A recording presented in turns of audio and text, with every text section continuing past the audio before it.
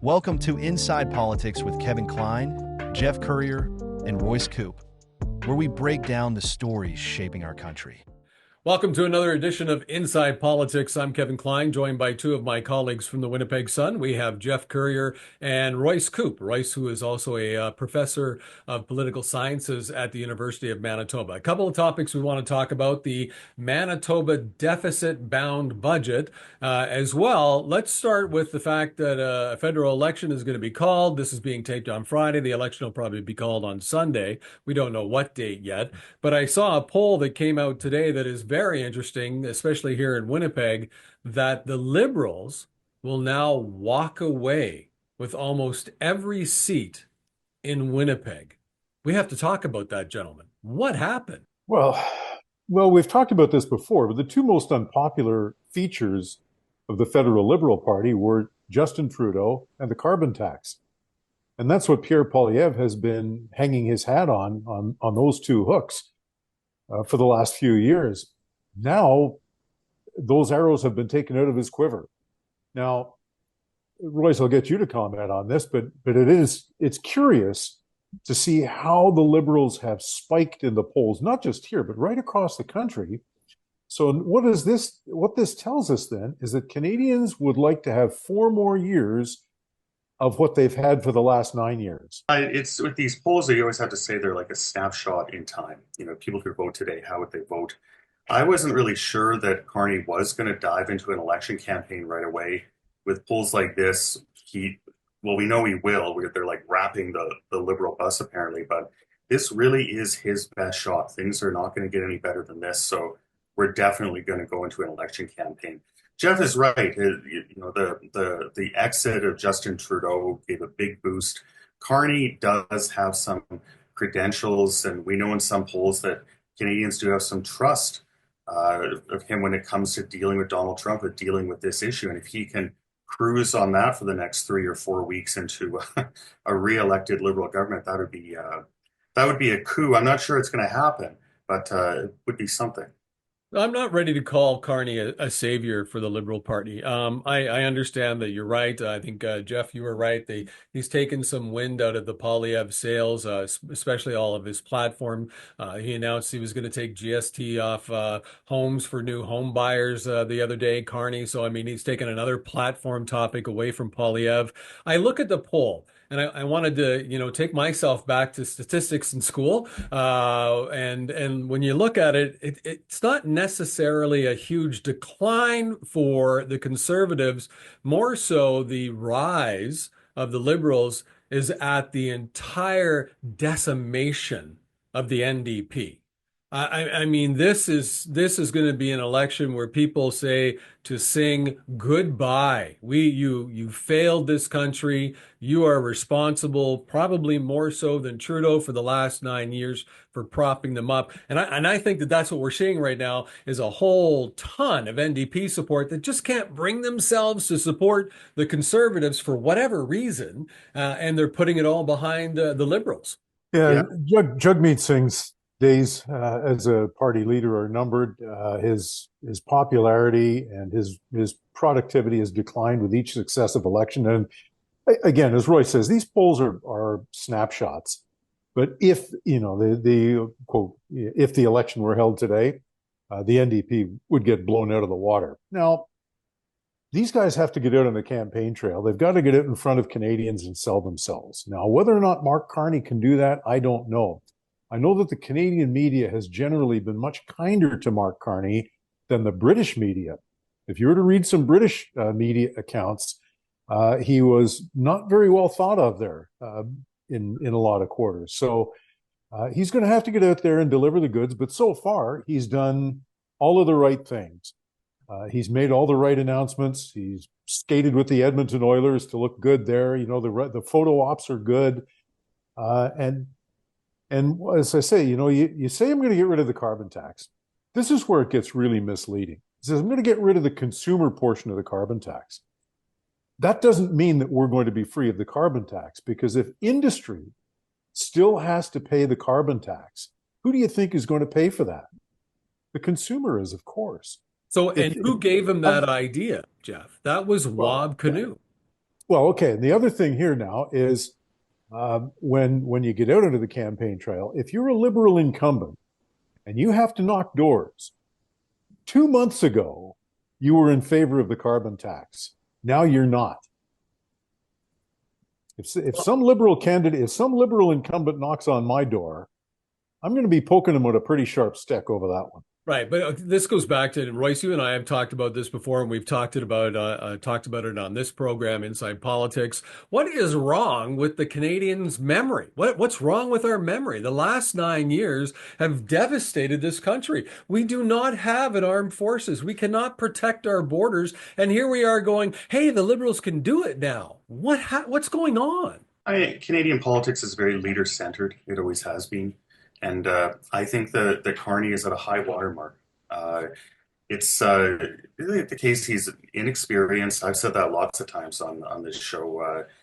He's going to have to go through a very intense, very bruising election campaign.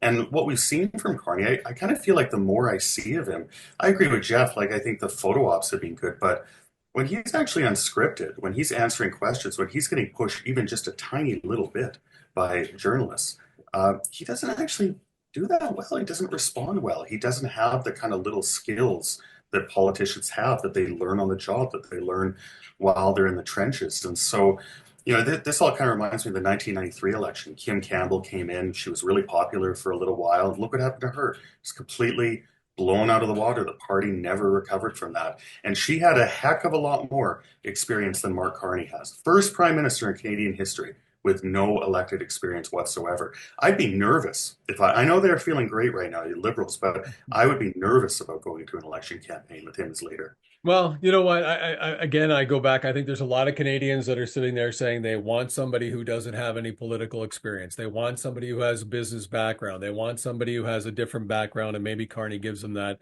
I think it's ridiculous to see the change in the polls. I really can't. I don't know how you justify these. I don't know how you quantify them. It's just, to me, it doesn't make any sense. I want to switch off from that because we're going to be talking about this election, I think, for the next month at least on this program. But let's talk about what's happening in Manitoba, because there's a big supporter of Mark Carney as Wob Canoe. And we know that. We know Wobbs likes Mark Carney. He was the one that brought forward the consumer hidden carbon tax, if you will, to have it hidden instead of having it front and center for people not to like. He just put out a budget that in all essence, to me, puts this province in a $2 billion deficit position, all in the name of Donald Trump, which is what this election's going to be about. This election's going to be about Donald Trump. And here we are. We're just going to put this province and probably the rest of this country into a debt position that we just cannot maintain. And they're bragging about it as a Trump-proof budget. Trump doesn't care about Manitoba. Well, no, but I mean, every province has to do what it has to do, Kevin. And when you talk about a $2 billion deficit, that's contingent on the tariff war going on for an extended period of time. Having said that, the original, if it doesn't go on for a long period of time, the deficit is still significant. It's like $795 million, something like that. The biggest thing, and it's going to be a little bit murky for people to wrap their heads around, the basic personal exemption, basic personal allowance or exemption, the basic personal exemption, and indexing is frozen in Manitoba. Mm-hmm. This essentially means that every Manitoban has just received a tax increase. Yep.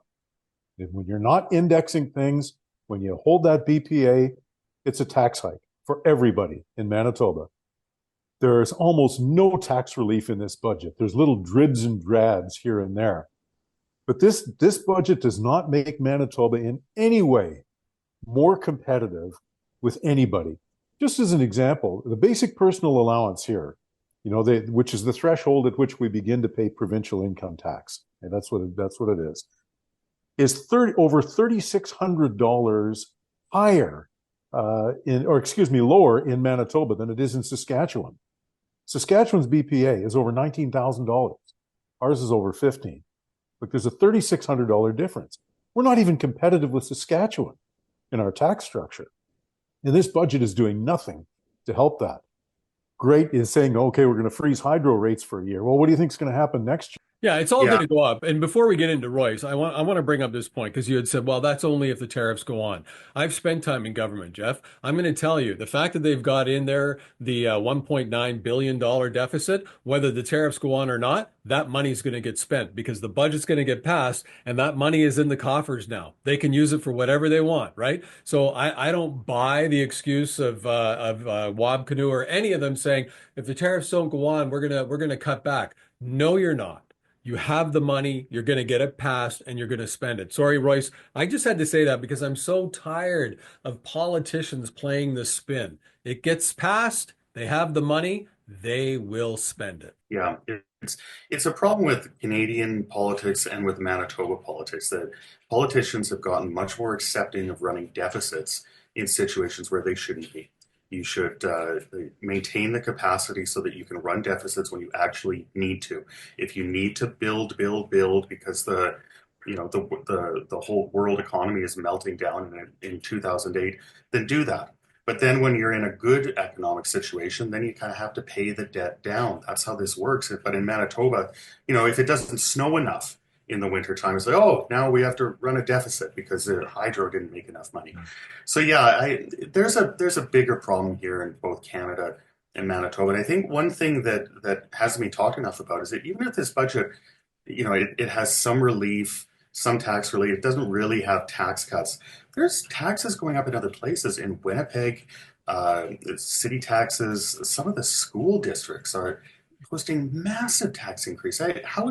Some people are not going to be able to afford to own a home in this city pretty soon. I think there was one, it was East St. Paul is posting a 25% increase for those taxes. So, we have to keep in mind the bigger picture here. If taxes are going up in other levels, then people are going to be paying more, even if even if the provincial government isn't raising taxes a huge amount in their budget. Oh, and the provincial government, of course, opened the door for these school divisions to allow for those increases. The previous government had frozen that, but now these school divisions are taking full advantage. So you're talking about like a 9.4% hike in some of in Winnipeg school division. I think it's like a 9.4 increase. And as I've written in the Sun for this week, wouldn't it be nice if our kids' math scores went up by 9.4%? But they're not. We're paying more and getting lousier results. Only New Brunswick spends more per student than the province of Manitoba. So when the superintendents start telling you we need to fund our schools, you already are funded well. You're just not delivering the results. And so that's a problem. But to Royce's point, it is true. It makes homeownership far more difficult when property taxes, and by the way, Winnipeg already pays among the highest property taxes of any city in Canada. And so we're already getting stuck, and we're getting hammered this year with a massive property tax increase. So affordability should have been one of the key features of this budget, and it wasn't addressed at all. Next door in Saskatchewan, they're going to run a very small, but it is a surplus. Now, having said, the caveat to that is that they haven't built in a contingency fund for a long tariff war, which all other provinces seem to have done. Scott Moe hasn't done that in Saskatchewan, but they're forecasting it about a balance or a small surplus. Where here in Manitoba, it is just spend, let's have debt, let's build a new emergency room at the Victoria Hospital. You don't need a new emergency room there. You need emergency room physicians to staff the place. Yeah. That's the problem with the Vic. Yeah. It's not the room. It's the fact that there's nobody behind there looking at patients. It's all the Wizard of Oz. Don't look behind the curtain. Don't look behind the curtain. And not only are you got both, you're right. I mean, we're getting school boards that are increasing taxes. We've got basically the income tax, massive increase of an income tax by the NDP government. Winnipeg, though, is adding a water fee now, a new water fee. They're also going to be adding, garbage removal fees that used to be part of your property tax. Now it's going to be separate from your property tax. It never ends. And really, one of the things that disappointed me in the budgets for both the city and actually for all three, city, school boards, and the provinces, no one talked about cutting anywhere. No one talked about cutting fat anywhere. I've been going on my soapbox about that long enough. Nobody seems to be pushing politicians to start cutting spending. We seem to all be okay with taking a deficit. However, in Nova Scotia, I'll note that they're taking on a deficit, but they said they're going to take a whole whack of money, millions and millions, to start getting minerals out of the ground and fast track that. So we know there's 34 minerals that are the most desired minerals in the world right now. They're worth hundreds of millions and billions of dollars. And I think Nova Scotia has 19 of them in the ground, and they're aggressively going to take money, take on debt to get those minerals out of the ground. In Manitoba, we have 28 of the 34 most desirable minerals in the ground. Not one mention of that in the budget. Not one effort made to streamline it and say, start digging and start mining tomorrow. That could represent over $1 trillion to the Manitoba economy, and not one word. So I don't want to hear from any NDP member. I don't even want to hear from the Conservatives, who are supposed to be the official opposition, who haven't said a word about that they know how to run an economy, because they don't. If they had, I would have accepted a $2 billion deficit if it was all going to get minerals out of the ground, because that would protect our future. But they didn't do it. Yeah, they want to build, build, build. Well, there's things that you can build that are going to have long-term positive consequences for the province, and that kind of exploration is going to make a big difference. I'd like to see more of it. The reason people are so accepting of deficits and the reason that politicians can get away with it is because people haven't been through a real debt financing crisis in this country. We haven't really seen that since since the 1990s, when Jean Chrétien and Paul Martin were making real cuts to the federal government, cutting transfers to the provinces. Once you've kind of been through that, you've had that experience, program cuts or layoffs, then you kind of know, oh, this is the kind of medium-term consequence of running deficits every year when it's not necessary to do so. We're probably heading for that. We are for sure. I can tell you that as per the federal government's fall economic statement, which was released in December, that the federal government's own projections have, by the end of this decade, the interest on Canada's debt, just the interest payments every year, will be about $70 billion.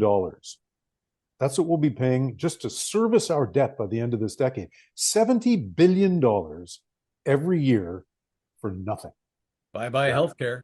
Well, and you guys are the only ones that are talking about this, but I think that in a few years, of all the crazy things Justin Trudeau did, this is going to be the thing that we're talking about, the legacy of fiscal irresponsibility. We're going to go through this period because of these big deficits from his time. Royce, your unborn grandchildren are going to be paying off the debt that this government's racked up. Let me ask you this. Let me ask you both this. Are we the next Greece then? If we keep on doing what we're doing. I mean, think about it. We're no different. If you look at when was that collapse in Greece, in the early 2000s? I think it was around the early 2000s. Are we not walking down the same path that they had to walk down? I mean, low productivity, they were borrowing money like they were, sailors on leave, and it seemed ridiculous. And it seems like that's what we're doing now. Let's remember, folks, as you're pushing up Carney and the Liberals in the polls, this Liberal NDP coalition took on more debt than any other government or prime minister in the history of Canada combined. So this isn't a one-off, oh, they were the highest, yeah, but economic times. No. All the Canadian debt was more, they took on more debt than Canada had. So are we heading down the path of Greece? It's interesting to think about. It might be a little extreme. Sorry, Royce, go ahead. No, I to say it'd be interesting to see what that looks like, because of course we all talk about Canadian sovereignty now, including people that didn't seem too concerned not that long ago. Now they're massive Canadian patriots. Well, what's the best way to guarantee Canadian sovereignty is to make sure that we're not in a very vulnerable situation in the future where our debt is getting downgraded and we might be vulnerable to American attempts to intervene in our economy as a result of that, to keep ourselves in good financial shape, in addition to maintain our infrastructure, create the ability to actually export our products to markets other than the United States. That's how we maintain our sovereignty. Well, it'll be interesting to see, because I think you nailed it when you said, that opens us up for the US to walk in and save us, right? They have to come in and they have to take Canada out of debt. All of a sudden, we're knocking on the door of the U.S. saying, "Hey, we need your help. We don't have any money left. Do you mind coming and helping us?" I want to wrap up here in a couple of minutes, but I want to spend some time because we're talking, obviously, this is inside politics. In Manitoba, the race is still on for the leadership of the Progressive Conservative Party. We talked last time about a new party, and we had invited both candidates on for a debate. Abi Khan refused, said he didn't want to do that. But then we find out that Royce, our very own Royce Coop, was called to the debate that happened the other day here in Manitoba. I will tell you that some of the feedback I got was nobody was impressed. There wasn't a very big crowd, and online there was the online stream was awful. I got to be honest. I don't know why they had so many technical problems, but I didn't see any more than 51 or 52 people watching at any given time. But you were there, Royce. You were asking the questions. What do you think? Yeah, I mean, I think the first debate that they had in Brandon, it was very adversarial. They were attacking each other a lot. In this debate, that was less the case. It's actually Wally said he likes Avi, they get along, he has respect for him. And there wasn't a whole lot of that. There was a little bit of it, but there was much more focus on substance, on the issues. And I thought it was good. It maybe wasn't as good television. We like to see the fighting, the brawling. It wasn't as good television as the first debate. But I think in terms of learning about the candidates, in terms of seeing them, talking about their leadership style, that seeing what they're like in these situations, it was good. These technical issues, yeah, that's kind of too bad because nowadays you want to make sure that the widest audience possible can actually watch. But yeah, in terms of the candidates, I thought it was interesting, it was insightful. It may seem like a small thing that they had some glitches with the feed, but people will vote for the people who look like pros. Right? If you look like pros, you're going to win. Yeah. Confidence. And just for example, the Jean Chrétien Liberals, they just look like pros compared to the other guys. When Stephen Harper came along, those guys just looked like pros compared to the people running against them. And if you can't pull off a simple thing like a YouTube feed or an audio feed or a visual feed, you just don't look like you got your stuff together. Yeah, I mean the party is at a low point right now. And so, after they lost the Tuxedo by-election, they lost in Transcona as well. Yeah, we can talk about that if you want to, but yeah, the next election is what, 3 years away. A lot of times the parties go into the opposition, they don't learn anything. They're just like, we'll win next time. Sometimes it's not a bad thing for a party to lose, to have to get its nose bloodied, and to kind of think about, okay, what improvements do we need to make? How do we need to update the organization? What do we need to think about? So it's not always the worst thing to go through tough waters, and I think that's what the PC party is going through right now. Okay, so let's talk about the number of memberships. We're hearing that it's a little less than 11,000 or around the 11,000 mark of memberships sold. That doesn't get the party even close to getting out of debt. In fact, I don't even know if that pays for a leadership campaign. Oh no, we've talked about this before. When a party is in the position that the provincial PCs are in, it's hard to raise money, and a lot of the people who maybe live in the city who might ordinarily have thought, well, here's my $20, I'll put it in. But nobody wants to be seen or feel like they're throwing good money after bad. And I think a lot of people seem to be holding off and waiting to see, okay, who's the leader going to be? And what kind of leader is that person going to be? Are we going to have a sniff in the next election? Are we going to see our numbers come up? Because I don't want to just throw my money into a losing pot. Yeah, the party is really kind of in a holding pattern right now. Until you get your leadership sorted out, leadership it's always been so important in Canada, in politics. And so once they figure that out, a lot of these things are going to become more clear moving forward. So let me ask you both this. Let's wrap up on this. We're going to be heading into a Canadian election. We've all talked about what's happened over the last 9 years, what some of the issues are facing us going forward. If you had 30 seconds to talk to a voter, what would you tell them? I'd ask them on based on what are you going to cast your vote in the next election? I'd be curious to find out. Is it that Mark Carney's not Justin Trudeau and that's enough? That's all it takes? Has Pierre Poilievre done anything for you? Or was he just a default because you didn't happen to like Justin Trudeau anymore? On what basis are people going to cast their votes? Royce, Yeah. as a professor, what would you tell people to consider going into this election? I'd ask them, has the Liberal government earned your vote? You look at the last 9 years, have they earned your vote? I mean, what the Conservatives say about the kind of the lost decade, almost virtually no growth compared to almost every other democracy in the world in this country.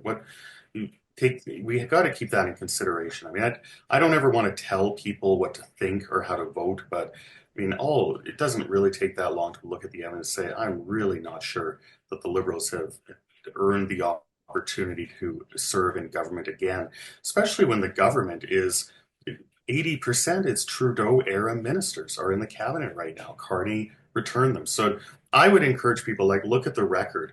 There's going to be a lot of attention on Poilievre, but I would look at the Liberal record when deciding who to vote for. Great, both of you, very good. My thing is pretty much a combination of you both. I think this is going to be a critical election. This is going to be critical to Canada's future, and I would tell every voter, do not walk into that ballot or that box until you're informed. Take the time, do some research. Research is a lot easier to do nowadays with the internet. Do some research and think about the future before you cast a vote. I think we're going to have lots to talk about as we move forward.